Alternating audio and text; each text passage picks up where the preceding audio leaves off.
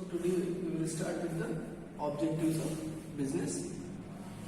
For every business person, if you will be the business person, what will be your main objective? So that main objective is to produce goods or services for profit. आप business क्यों करोगे? Business करने का आपका जो मोटो होगा वो क्या होगा? क्योंकि आप चाहेंगे कि कुछ मैं प्रोड्यूस करूं, डिस्ट्रीब्यूट करूं, सेल करूं और उसके बदले मुझे प्रॉफिट मिले. अदर ऑब्जेक्टिव्स में आता है market standing, innovations, productivity and physical and financial resources. We will see one by one.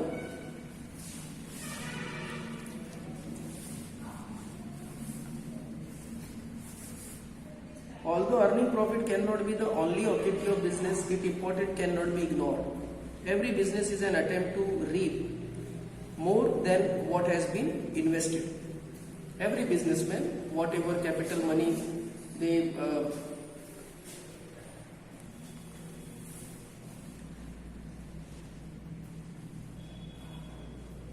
So profit may be regarded as an essential objective of business for various reasons. क्यों businessman को लगता है कि profit making उसका main motto होना चाहिए? There are few reason. First thing, it is a source of income for business person. आदमी business कर रहा है, उसमें पैसा लगा रहा है, फैक्ट्री डाल रहा है, लोगों को एम्प्लॉय कर रहा है, लोगों को एम्प्लॉयमेंट दे रहा है. ये सारा काम वो क्यों कर रहा है? तो उसको अर्निंग मिलनी चाहिए. It can be source of finance for meeting expenses, expansion of requirement of business. और फिर प्रॉफिट क्यों चाहिए? जब आपको प्रॉफिट होगा, आपने जो इन्वेस्टमेंट किया उस पर जब आपको प्रॉफिट होगा, तभी तो आप अपने बिजनेस को और आगे बढ़ा सकते हैं. नहीं तो फिर कहां से और कहां से पैसे आएंगे? तो आप अपने बैलेंस में से पैसे तो थोड़ी ज्यादा बार बार लगाते रहोगे. It indicates a different efficient working of business. और आपका बिजनेस प्रॉफिट में जा रहा है तो ये बताता है कि आपका बिजनेस अच्छा काम कर रहा है, उसको रिस्पॉन्स अच्छा मिल रहा है, आपके प्रोडक्ट को रिस्पॉन्स अच्छा मिल रहा है. अगर बिजनेस में प्रॉफिट ही नहीं होगा तो इसका मतलब है कि आपका बिजनेस एफिशिएंटली नहीं चल रहा है, आपके प्रोडक्ट की इतनी डिमांड नहीं हो रही या सर्विसेज की. Then it can be taken as the society's approval of utility of business.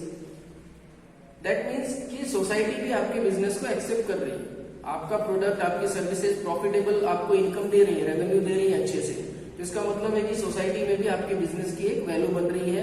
आपके बिजनेस को, आपके प्रोडक्ट को, आपके सर्विसेज को लोग एक्सेप्ट कर रहे हैं. That also is one reason why businessman wants profit. It builds the reputation of a business enterprise. हर साल जब आप अपनी बैलेंस शीट दिखाएंगे, अपना प्रॉफिट एंड लॉस अकाउंट दिखाएंगे और उसमें आप हर साल दिखाएंगे कि आपकी प्रॉफिट जो है वो इंक्रीज हो रही है, हर साल आपका प्रॉफिट बढ़ता जा रहा है, तो इससे आपके बिजनेस की रेपुटेशन भी ग्रो करती है. हम और आप जो कंज्यूमर बनकर देखते हैं बिजनेस को, हम भी देखते हैं कि हाँ भाई पिछले 10 सालों से ये बिजनेस प्रॉफिट में ही चल रहा है, प्रॉफिट में ये बिजनेस कर रहे हैं. That means that business is very much, we can say is good business. और जो लोग, अगर कंपनी है या जो भी है, प्राइवेट लिमिटेड या पब्लिक लिमिटेड आपकी कंपनी है, तो उसमें जो शेयर में इन्वेस्ट करने वाले लोग हैं वो भी इंटरेस्ट दिखाएंगे आपके शेयर्स को खरीदने के लिए, क्योंकि आपकी कंपनी जो है लगातार प्रॉफिट में जा रही है.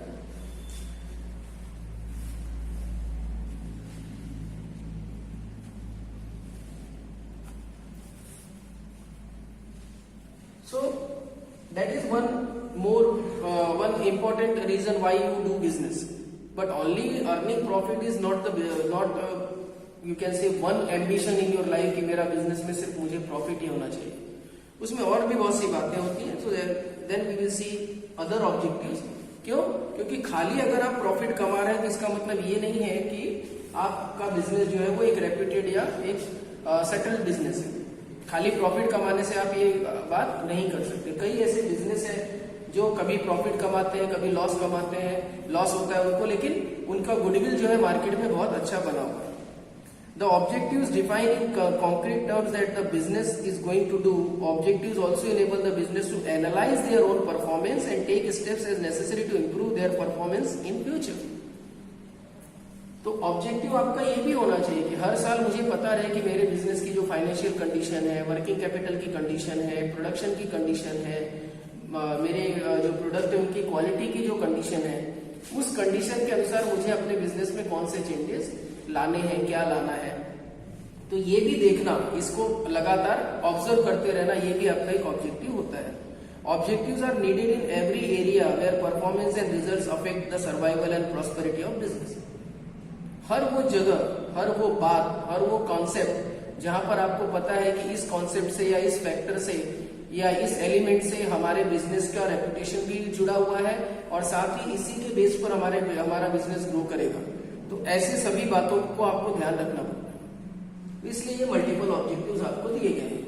The first objective taken as market standing. Now market standing मतलब आपका प्रोडक्ट मार्केट में जा रहा है, आपकी सर्विसेज मार्केट में जा रही हैं, तो आपको लगातार मार्केट में आपके प्रोडक्ट और सर्विसेज की डिमांड मिलनी चाहिए। ये भी आपका एक ऑब्जेक्टिव होता है कि मेरा प्रोडक्ट लगातार मार्केट में डिमांड में रहे ताकि मैं उसकी सप्लाई रेगुलर कर सकूं। तो market standing refers to the position of the enterprise in the relation to its competition. कई बार हम एक दूसरे को डायलॉग भी मारते देखते हैं, लोग एक दूसरे को बोलते भी हैं, मुझे पता है तुम्हारी मार्केट में क्या वैल्यू। मार्केट में क्या वैल्यू, दैट मीन्स कि आपका गुडविल क्या है। अगर आप कहीं जाते हैं मॉनेटरी टर्म में अपने आप को प्रोड्यूस करने के लिए, तो उसमें आपका गुडविल क्या है। So that business enterprise must aim in standing on stronger footing terms of offering competitive product to its customers and serving them their satisfaction. मतलब आपका जो प्रोडक्ट होगा, जिस भी प्रोडक्ट को आप लॉन्च करें हैं मार्केट में, उसकी क्वालिटी, उसकी वैल्यू, उसका प्राइस, बाकी जो कॉम्पिटिटिव प्रोड्यूसर्स हैं उनके साथ कंपटीशन में वो स्टैंड करना चाहिए और साथ ही साथ कस्टमर जो सेटिस्फेक्शन उस प्रोडक्ट से चाहता है वो सेटिस्फेक्शन भी उसको मिलना चाहिए, अदरवाइज वो आपका प्रोडक्ट खरीदेगा ही।